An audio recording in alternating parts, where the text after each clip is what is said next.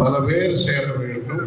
சேர்ந்திருப்பவர்கள் பல கோணங்களிலே செயலாற்றாமல் நல்ல ஒருவருக்கு ஒருவர் ஒத்துழைப்பு கொடுத்து செயல்பட வேண்டும். இதுதான் கலியுகத்திலே நமக்கு சொல்லி இருக்கக்கூடிய வழிகாட்டுதல்.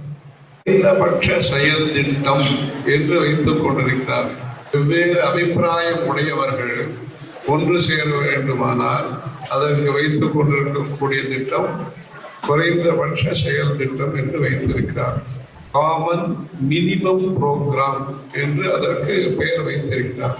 ஆனால் ஆன்மீகத்தை பொறுத்தவரையிலே வித்தியாசங்களை குறைத்து ஒற்றுமையை அதிகப்படுத்தி அதிகபட்ச செயல் திட்டம் செய்வர்களோ வைணவர்களோ அல்லது அம்மனுடைய பக்தர்களோ அல்லது விநாயக பெருமானை வழிபவர்களோ சூரிய வழிபாடு செய்பவர்களோ முருகப்பெருமானை வழிபடுபவர்களோ இப்படி எந்த தெய்வத்தை வழிபட்டாலும் ஆன்மீக நெறியோடு வாழ வேண்டும்.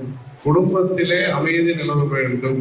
குடும்பத்திலே இருப்பவர்கள் ஒருவருக்கு ஒருவர் அன்பை செலுத்தி கொண்டு மரியாதை கொடுக்க வேண்டியவர்களுக்கு மரியாதை அளித்து இப்படியாக நல்ல குணநலன்களுடன் பணியாற்ற வேண்டும் என்பதாக வித்தியாசங்கள் என்பது இருக்கும்.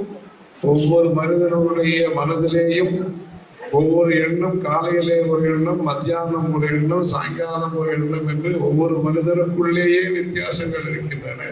10 மனிதர்கள் சேரும் போது வித்தியாசம் என்பது இருக்கும். ஆனாலும் தெய்வம்தான் முக்கியம், பொது சேவை தான் முக்கியம், முன்னேற்றம் தான் முக்கியம் என்கிற நோக்கத்தோடு பிற அபிப்பிராயங்களை பிற கருத்துக்களை எல்லாம் தூர வைத்து நல்லது செய்ய வேண்டும் என்பதை முன்னிலைப்படுத்தி முன்னுதாரணமாக கொண்டு இந்த நல்ல பணிகளை செய்ய வேண்டிய திறமை, ஒற்றுமை, பக்குவம், அந்த ஒரு தீவிரம் இருந்தால்தான் பொது பணிகளை நல்ல முறையிலே செயலாற்ற முடியும்.